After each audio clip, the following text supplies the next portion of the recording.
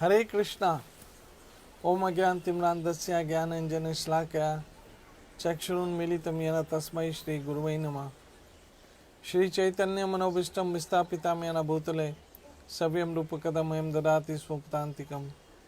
जय श्री कृष्ण चैतन्य प्रभु नित्यानंद श्री अद्वैत गदाधर शिवासादि गौर भक्तवृंद की जय हो। हरे कृष्ण कृष्ण कृष्ण हरे हरे, हरे राम राम राम हरे हरे। ओम नमो भगवते वासुदेवाय, ओम नमो भगवते वासुदेवाय, ओम नमो भगवते वासुदेवाय। कृष्णाय वासुदेवाय देवकी नंदनाय च नंद गोप कुमाराय गोविंदाय नमो नमः। हे कृष्ण करुणा सिंधु दीनबंधु जगतपति गोपेश गोपिका कांता राधा कांत नमस्तुते। तप्ता कंचन गौरंगी राधे वृंदावनीश्वरी वृषभानो सुत देवी प्रणमामि हरिप्रिया। श्री कृष्ण चैतन्य प्रभु नित्यानंद श्री अद्वैत गदाधर श्रीवासादि गौर भक्तवृंदा। हरे कृष्ण कृष्ण कृष्ण हरे हरे, हरे राम राम राम हरे हरे।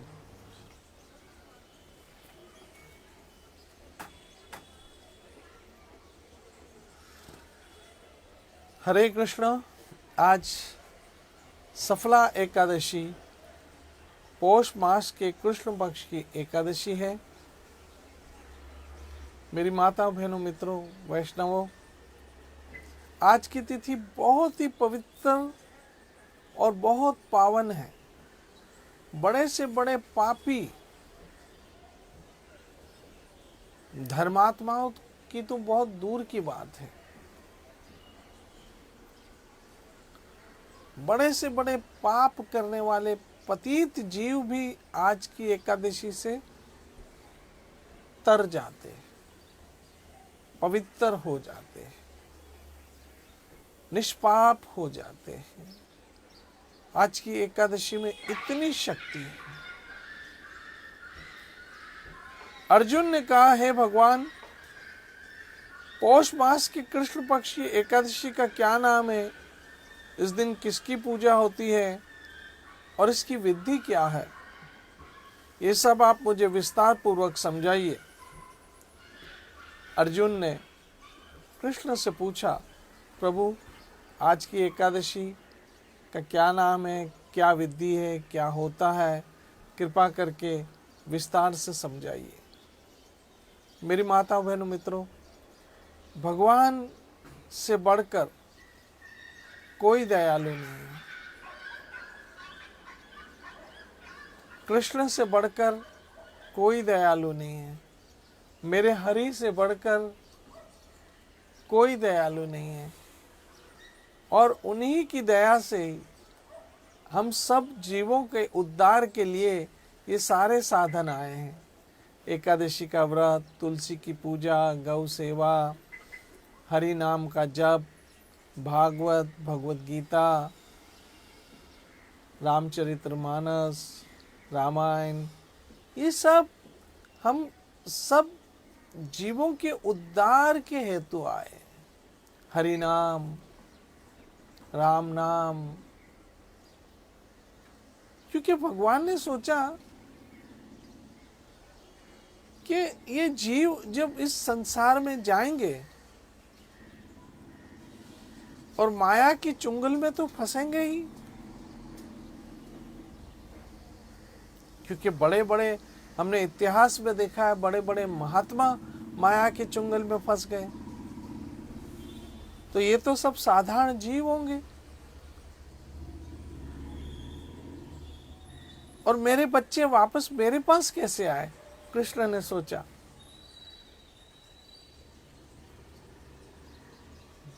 और अपनी कृपा करके ये सारे साधन इस धरती पे भेज दिए। उसी में से एक एकादशी है। तब कृष्ण बोले, हे अर्जुन, प्रेम के कारण मैं तुम्हारे प्रश्नों का विस्तार से उत्तर देता हूं। अर्जुन, मैं तुमसे प्रेम करता हूं, और मात्र कृष्ण अर्जुन से ही नहीं, मेरी माँ बहनों मित्रों, हम सबों से कृष्ण प्रेम करते हैं।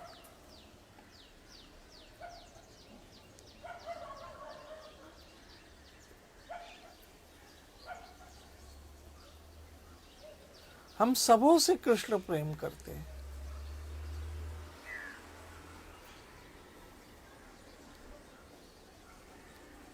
कृष्ण कितने दयालु हैं, कृष्ण कितने कृपालु हैं, उसकी कोई सीमा नहीं है। और वो हम सब से बहुत बहुत बहुत बहुत बहुत प्यार करते हैं।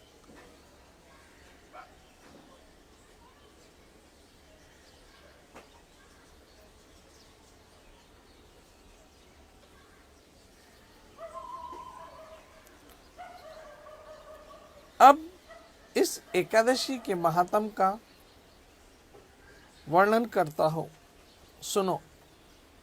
पौष मास के कृष्ण पक्ष की एकादशी का नाम सफला है। इस एकादशी के दिन नारायण की अर्थात मेरे चतुर्भुज वाले रूप की सेवा होती है और इस दिन ऋतु के अनुकूल मुझे फल अर्पण किया जाता है। जो भी ऋतु का फल हो वो कृष्ण को अर्पण करना चाहिए। मनुष्य को 5 सहस्त्र वर्ष तपस्या करने से जिस पुण्य की फल प्राप्त होता है, वो पुण्य भक्ति भाव से रात्रि का जागरण सहित सफला एकादशी का व्रत करने से मिल जाता है। ये अर्जुन, अब तुम सफला एकादशी की कथा ध्यान से सुनो। मेरी माताओं बहनों मित्रों, कोई भी जीव एकादशी का व्रत रखेगा उसको अवश्य कल्याण होगा।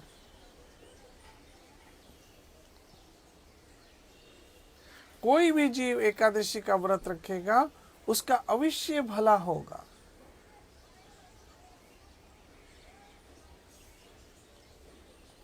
उसका अवश्य कल्याण होगा, उद्धार होगा। मेरे हरि उद्धार चित्त है। मेरे श्याम सुंदर बहुत दयालु है। मेरी श्यामाजू बहुत कृपालु है। और मेरी माताओं बहनों मित्रों, मैं ये शास्त्रों की बात नहीं कर रहा हूं, मैं स्वयं इसका अनुभव करता हूं तो कहता हूं।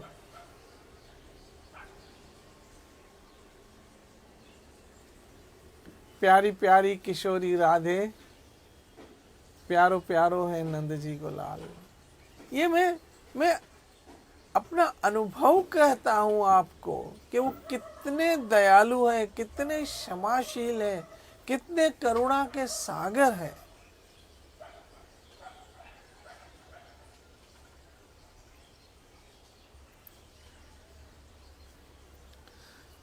अब मैं तुम्हें एकादशी की कथा सुना रहा हूं। कृष्ण कह रहे, ध्यान से सुनो।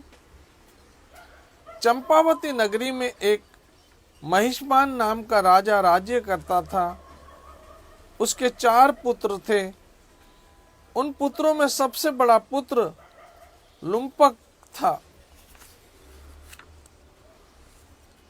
लेकिन लुम्पक बहुत ही महापापी था और वो बहुत महापाप करता था। देखिए, अब ध्यान से सुनिएगा कि पापी व्यक्ति नहीं बल्कि महापापी व्यक्ति भी एकादशी के प्रताप से कैसे मुक्त हो जाता है। वह हमेशा परस्त्री गमन तथा वेश्याओं के साथ अपने पिता का धन खर्च करके आ जाता था। वह सदैव देवता, ब्राह्मण, वैष्णव आदि की निंदा करता रहता था। जब उसके पिता को उसके बारे में पता चला, समाचार पता हुआ, तब उसने अपने राज्य से निकाल दिया। उसके पिता ने उसके पुत्र को अपने राज्य से निकाल दिया। मेरी माता बहनों मित्रों, आप सोचते होंगे इतने बड़े महान राजा के यहाँ भी ऐसा पापी बच्चा पैदा हो सकता है। हाँ मेरी माता बहनों मित्रों, ऐसा संभव है। पूर्व के कोई ना कोई कर्म से ऐसी औलाद जन्म ले ही लेती है, जिसका दुख हमें भोगना पड़ता है। लेकिन श्री हरि की शरण से वो दुख भी टल जाता है। मेरी माताओं बहनों मित्रों, आप देखना आगे जाके क्या होता है। इसलिए आप कभी चिंता न करना, किसी के यहाँ कैसी ऐसी कोई औलाद हो, तब भी मेरे हरि पर भरोसा रखना, मेरे ठाकुर पे भरोसा रखना, मेरे श्याम सुंदर पे भरोसा रखना। उनकी कृपा से ये सारी समस्याओं का समाधान हो जाएगा और एक दिन आप सुखपूर्वक भजन करके अपने घर चले जाओगे। उसको अपने राज्य से निकाल दिया गया।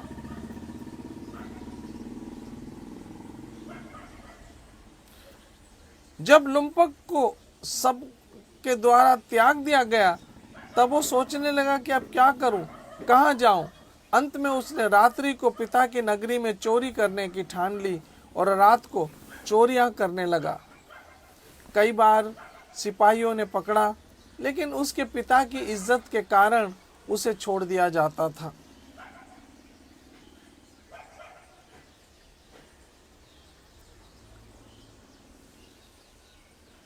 वो एक वन में रहता था। जिस वन में रहता था वो भगवान को बहुत प्रिय था। उस वन में एक बहुत पुराना पीपल का वृक्ष था। उस वन में सब देवता क्रीड़ा करने आते थे। उस जंगल में पीपल के वृक्ष के नीचे महापापी लुम्पक रहता था। कुछ दिनों के बाद पौष मास के कृष्ण पक्ष की दशमी के दिन वो वस्त्रहीन होने के कारण शीत के मारे मूर्छित हो गया। अब वो वृक्ष के नीचे तो रहता था जंगल में, लेकिन आपको पता है कि पौष मास की कितनी सर्दी होती है और उसके पास वस्त्र तक नहीं थे। इसलिए दशमी के दिन वो ठंड के मारे मूर्छित होके उस वृक्ष के नीचे गिर गया और सारी रात उस वृक्ष के नीचे वो मूर्छित होके पड़ा रहा और उसके हाथ पैर अकड़ गए। उस दिन वो रात्रि को बड़ी कठिनाई से बीती, परंतु सूर्य नारायण के उदय होने पर उसकी मूर्छा चली गई। जब धूप आई, सूर्य नारायण उदय हुए, तब उसकी मूर्छा चली गई। सफला एकादशी के मध्याह्न तक वो दुराचारी मूर्छित ही पड़ा रहा। जब सूर्य की गर्मी से उसको गर्मी मिली, तब वो होश में आया और उस स्थान से उठते गिरते पड़ते वो भोजन की खोज में निकल पड़ा। उस दिन वो जीवों को मार नहीं सका, क्योंकि उसमें इतनी शक्ति नहीं थी कि कोई जानवरों को मार सके। इसलिए जो फल नीचे गिरे हुए थे, उन्हीं को बिन बिन के, उन्हीं को चुन चुन के वो वृक्ष के नीचे वो सारे फल लाया। तब सूर्य नारायण अस्त होने चले गए। उसने उन फलों को पीपल की जड़ के पास रख दिया और कहने लगा, हे भगवान, याद रखना मेरी माता बहनों, सुख में हमें संसार याद आता है, लेकिन दुख में भगवान याद आता है। दुख में हमें भगवान याद आता है। दुख में भगवान के सिवा कोई याद नहीं आता है। और उसको भी, लंपक को भी भगवान याद आया और उसने वो फल भगवान को अर्पण करना आरंभ किया, क्योंकि उसने अपने पिता के यहाँ सब देखा तो था। तो वो संस्कार तो कभी ना कभी तो काम आ ही जाते हैं।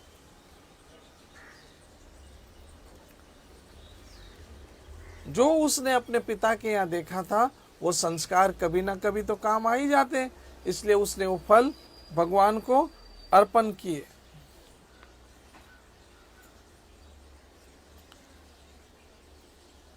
ऐसा कहकर वो रोने लगा और रात्रि को उसे नींद ना आई। उस महापापी के इस अनजाने में व्रत तथा रात्रि जागरण से भगवान अत्यंत प्रसन्न हुए।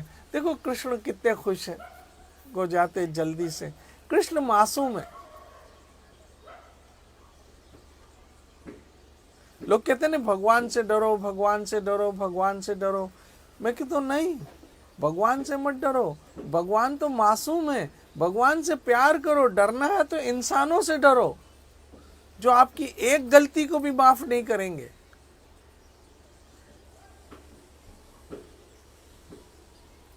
डरना है तो लोगों से डरो, इंसानों से डरो, भगवान से न डरो। भगवान तो दयालु है, उनसे तो प्रेम करो, उनकी भक्ति करो, उनसे चाहत रखो और उम्मीद रखो कि वो आपके अपराध क्षमा कर देंगे। उनसे बढ़कर क्षमाशील कोई नहीं है मेरी माताओं बहनों मित्रों।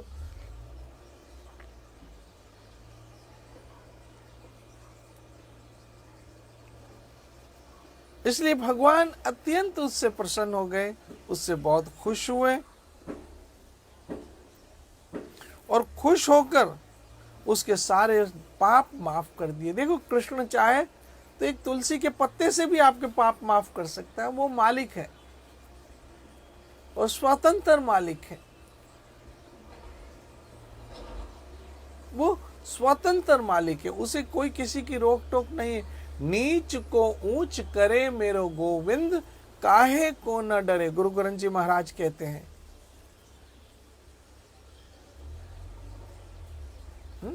नीच को ऊंच करे मेरो गोविंद, काहे को न डरे, श्री गुरु गोविंद जी महाराज, गुरु ग्रंथ जी महाराज कहते हैं। गुरु ग्रंथ जी महाराज में लिखा।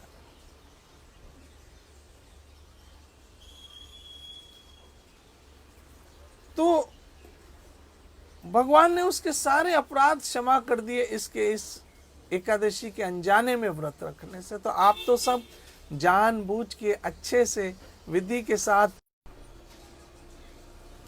आप पे कितनी कृपा होगी मेरे ठाकुर की।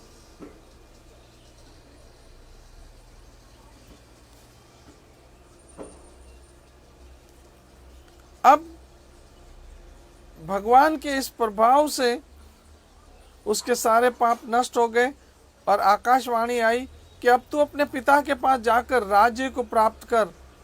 लुम्पक ने ऐसा ही किया। आकाशवाणी सुनकर वो अत्यंत प्रसन्न हुआ और बोला, भगवान आपकी जय हो। ऐसा कहकर वो सुंदर वस्त्र धारण करके अपने पिता के पास गया। उसने संपूर्ण कथा सुनी और पिता ने अपने पुत्र को अपना राज्य दिया और खुद जंगल में भजन के लिए चले गए। अब लुम्पक शास्त्र अनुसार राज्य करने लगा। उसकी स्त्री पुत्र आदि भी नारायण के परम भक्त भगवान के बन गए।